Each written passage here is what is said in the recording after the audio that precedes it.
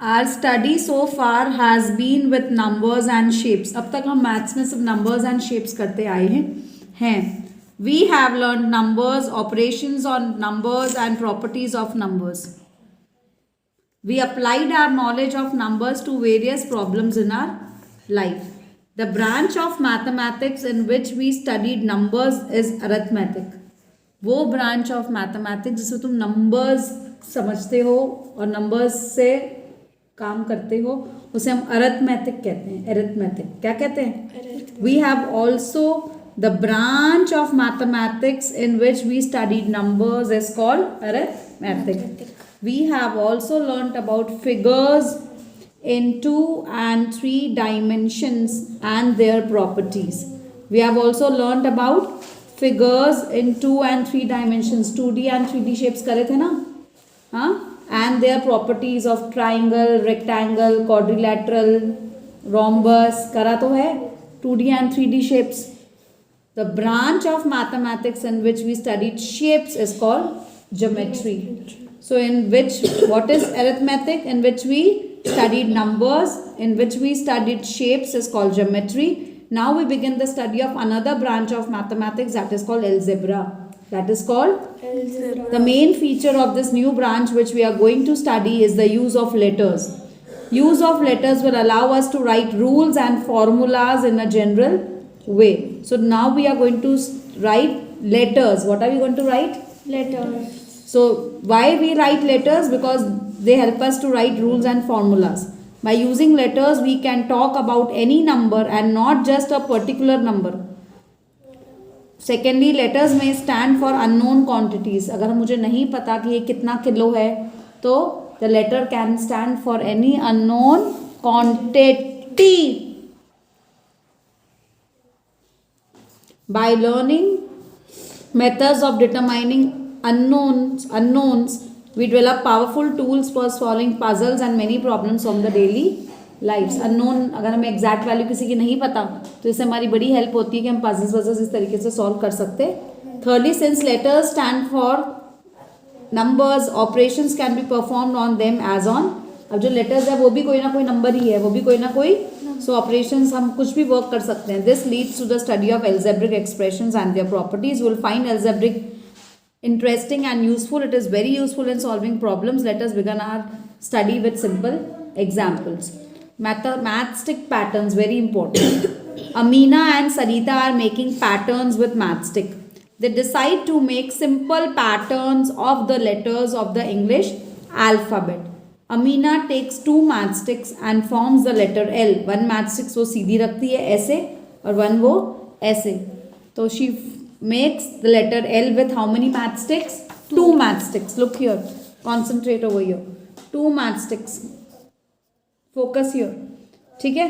Then Sarita also picks 2 matchsticks from another letter L and puts it next to the one made by Amina.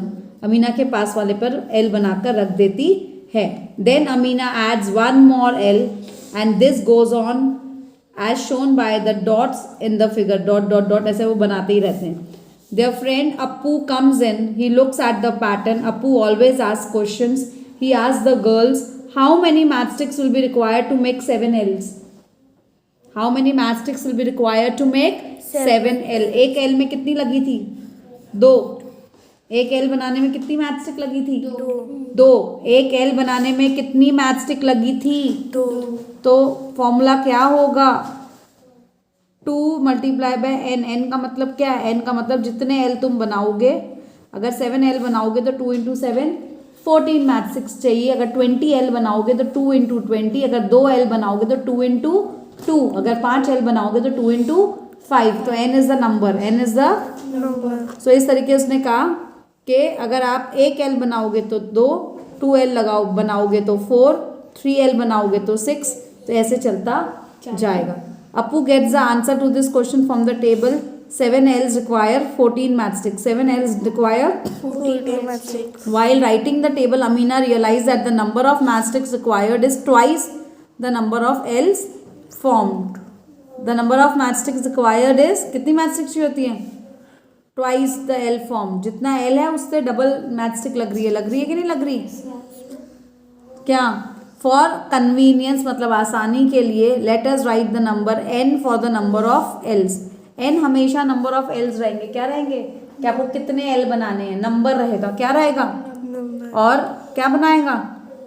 If 2 else are तो n आपका 2 होएगा। आपके अगर 4 L है तो n आपका 4 होएगा। अगर 5 एल है तो n आपका 5 होएगा। और नंबर ऑफ मैचस्टिक कितनी चाहिए? एक एल को बनाने में 2 चाहिए। एक एल को बनाने के लिए 2 चाहिए। और आपको जितने बनाने हो multiply by 10 multiply by n क्या होगा?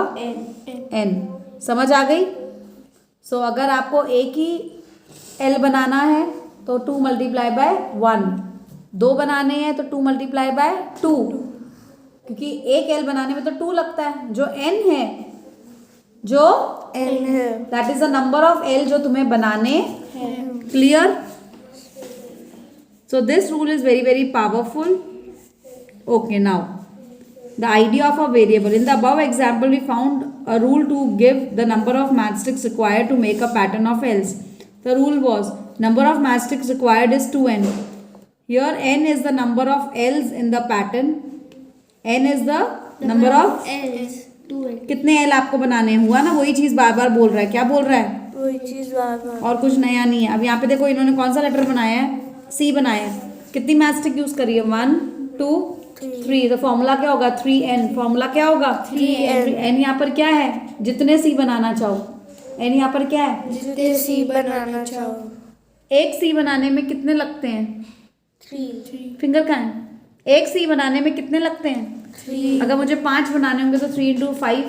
अगर 10 C बनाने होंगे तो 3 into 10। अगर 15 C बनाने होंगे तो 3 into 15। समझ आ गई? इसके अलावा इसमें और कुछ भी नहीं है। नेक्स्ट, अब मुझे बताओ। देखो अब fill 11.1 find the rule which gives the number of matchsticks required to make the following matchstick pattern. Use the variable to write the rule. Variable मतलब कोई भी लेटर यूज करना है। अब टी बनाने के लिए मुझे बताओ क्या चाहिए हो आपका? एक टी बनाने के लिए कितनी मैचस्टिक्स चाहिए? 2। एक टी बनाने के लिए कितनी मैचस्टिक्स चाहिए आप लोग को? 2।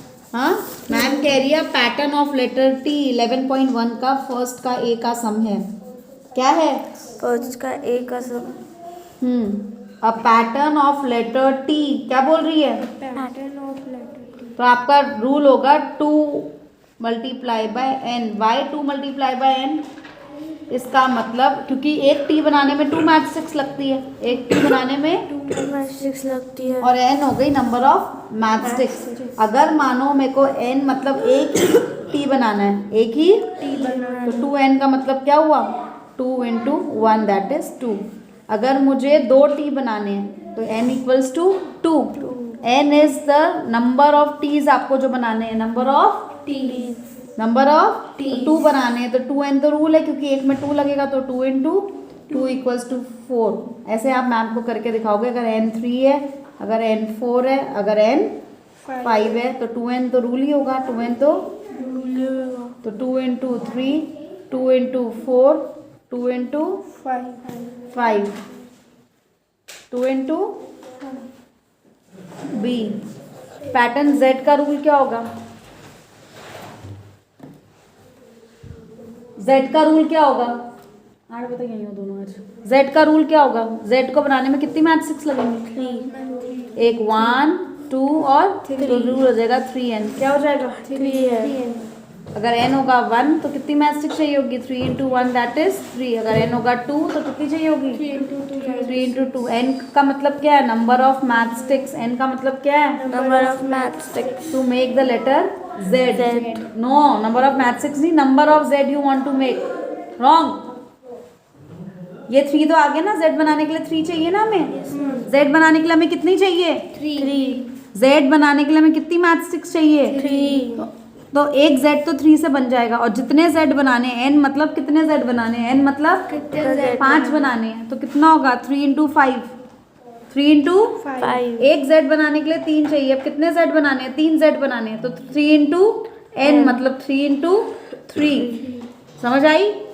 मानो मुझे 4 z बनाने, क्या बनाने हैं? 4। एक z बनाने में तो 3 लगते हैं। मल्टीप्लाई बाय n मतलब 4। मल्टीप्लाई बाय n का मतलब क्या होता है? 4। बहुत इजी है। नेक्स्ट 11.1 का थर्ड v बनाना है। इनको क्या बनाना है? u बनाना है। यू कैसे बनेगा मुझे बताओ, ऐसे। तो कितनी मैथ स्टिक चाहिए होंगी, तो फॉर्मूला क्या बनेगा, 3n। क्या बनेगा फॉर्मूला, 3n। यहाँ पर n का मतलब क्या है, कितने u बनाने हैं आपको। अगर एक u बनाना है तो 3 मैथ स्टिक लगेंगी, 2 u बनाना है तो 6 मैथ स्टिक लगेगी, 3 u बनाना है तो ये n बदलेगा ना। फॉर्मूला है 3 into n, फॉर्मूला है 3 to n। ये n किसके लिए है कि कितने n बनाने हैं, n किसके लिए है, कितने सॉरी कितने u बनाने हैं, कितने हैं, कितने u बनाने। क्लियर। r बनाने में कितने लगेंगे मुझे बताओ, बाकी था v बनाने में कितने लगेंगे, 2 तो फॉर्मूला क्या होगा मान ली, v बनाने में कितने लगेंगे, 2n 2n 2n। अगर एक v बनाना हो तो n अगर 1 है तो 2 into 1 2, अगर n 2 है तो 2 into 2 4। Clear clear. अगर e बनाना हो तो कितनी मैथ स्टिक लगेगी, 4n। क्यों 4, मैथ स्टिक तो ये छोटी सी है ना खाली, तो 1 2 3 4 और 5 लगेगी ना। e कैसे बनेगा, अगर हमको e बनाना है तो मैथ स्टिक तो इतनी सी होती है, पता है कि नहीं पता, हाँ। तो यहाँ पर तो 2 मैथ स्टिक लग जाएंगी ना, क्या लग जाएगी, तभी तो लंबाई आएगी, तभी तो लंबाई आएगी। यहाँ पर 1 लगेगी, यहाँ पर 2 लगेंगी, यहाँ पर बीच में 3 लगेगी, और ये 1 4 और एक ये 5 फॉर्म रूल क्या बनेगा 5n। n। रूल क्या बनेगा 5n। s बनाने में कितनी मैथ स्टिक लगेगी, 1 2 3 4 और 5 तो रूल क्या बनेगा 5n। s 5n। r बनाने में 1, r बनाने में कितनी लगेगी 1 नहीं, यहाँ पे 2 लग जाएगी क्योंकि r का ये लंबा होगा, क्या होगा 1 2 3 4, कितनी 5 बनेगी r बनाने में, बताओ r बनाने में कितनी लगेगी, 5 लगेगी 6 लगेगी, r कैसे बनेगा ऐसे, r कैसे बनेगा 1 2 3 4 5 नहीं लगेगी 6 लगेगी, क्या मैम ये कैसे, तो लेटर ए है, हाँ ये लेटर ए है। आर का पूछ रही है मुझे पता है, मैं तो आर का पूछ रही हूँ। आर का बनाए कितने कितने लगेगी, 5 6 7 1 2 3 4 5 1 2 3 4 5 6 लगेगी। और ए बनाने में अगर आप ऐसा ए बनाओगे लंबा वाला 1 2 3 4 5 6 कितनी लगेंगी 6 तो उस फॉर्मूला आ जाएगा 6n, फॉर्मूला आ जाएगा 6n। समझ आ गई कि नहीं आ गई, फॉर्मूला कैसे निकालते हैं। अब सेकेंड क्वेश्चन में मैम ने क्या पूछा, we already know the rule for the pattern of letter L C and F. Rule पता है ना पैटर्न क्या, एल का क्या होगा 2n, सी का होगा 3n और एफ का क्या होगा 1 2 3 4, क्योंकि लंबी लाइन बनेगी ना 4n क्या है 4n। तो बस which some of the letters from question 1 give us the same rule as that given by L, which are these, why does this happen, क्या पूछ रहा है वो, सेम रूल किस किस का आएगा वो पूछ रहा है। लेटर एल का सेम रूल आएगा और एल के जैसा सेम रूल किसका आएगा टी वी का आ जाएगा, टी का आएगा। वी का, वेरी गुड, टी का भी आ जाएगा। तो पूछ रहा है किस किस का रूल आएगा सेम, सेम रूल किस किस का होगा, सेम रूल किस किस का होगा वी एल का जो रूल है वो 2n है, 2n का रूल किस किस का आएगा वी हाँ वी v का आएगा और t का आएगा, दोनों में 2n आएगा, क्या आएगा, और 3n का रूल किस किस के साथ आएगा, c इज 3n और 3n किस किस के आएगा, u का आएगा और f का आएगा, क्यों ये 1 ये 2 और ये f का 4 3, हाँ मैम f का 4 हाँ f का 4 आएगा, क्या आएगा f का 4 आएगा, f का 4 आएगा, क्यों, क्योंकि यहाँ पर जो l की लाइन बनेगी वो 4 क्या, तो मैम ने क्वेश्चन क्या पूछा है, we already know the rule for the pattern of letters L C and F, some of the letters from question 1 give us the same rule as L, which are these, तो ये हमने बता दिया। और why this happens, because same matchstick लगती है, because same these letters also require the same number of matchstick these letters also require the same number of math stick math sticks. हमने rule L के rule में हमने कितनी math stick लगाई थी 2, we के रूल में हमने कितनी मैथ स्टिक लगाई थी 2, टी के रूल में हमने कितनी मैथ स्टिक्स लगाई थी 2, 3 मैच स्टिक्स कब कब लगी थी? सी में लगी थी और यू में लगी थी, एफ में 4 लगी थी, क्योंकि एफ की जो ये स्ट्रेट लाइन होती है ये थोड़ी बड़ी बनती है, तो 2 मैच स्टिक को ज्वाइन कर कर ही ये बन पाती है। नेक्स्ट पे आ जाते हैं। Cadets are marching in a parade. Cadets are marching in a parade. ठीक है, कैडेट्स मतलब जो परेड में पार्टिसिपेट करते हैं। There are 5 cadets in a row. 5 cadets का मतलब क्या होता है? 5 लोग एक रो में हैं। क्या है? 5 लोग एक रो में। 5 लोग एक रो में, वो आपको कह रहा है 5 कैडेट्स इन 1 रो। क्या कह रहा है? 5 cadets in 1 row. What is the rule which gives the number of cadets given in the rows? Number of cadets given in the रो। अब एक रो में कितने हैं? 5 हैं। तो जितनी रोज होंगी उतने कैडेट्स होंगे। एक रो में कितने कैडेट्स हैं? 5। तो अगर आप n is equal to 1, n equals to 1 मतलब अगर एक रो है, अगर एक रो में 5n का मतलब है 5 इंटू 1। अगर 2 रो बनाओगे, क्या बनाओगे? तो एक रो में 5 लगेंगे, तो 5 इंटू, तो आपको ऐसे लिखना पड़ेगा 10। 3 रो बनाओगे तो 5 into 3, that will be 15। This will keep going. This will keep going. The teacher distributes next. The teacher distributes 5 pencils per student. एक बच्चे को कितनी पेंसिल देती है Ma'am, teacher? we have left the question number 4. 4th. Okay. If there are 50 mangoes in a box, how will you write the total number of mangoes in terms of the number of boxes? इससे easy तो कुछ हो ही नहीं सकता। Number of mangoes in the box कितना होगा? Number of mangoes in a box कितना होगा? 50. बता रहा है ना, 50 होगा। कितना होगा? 50. क्या?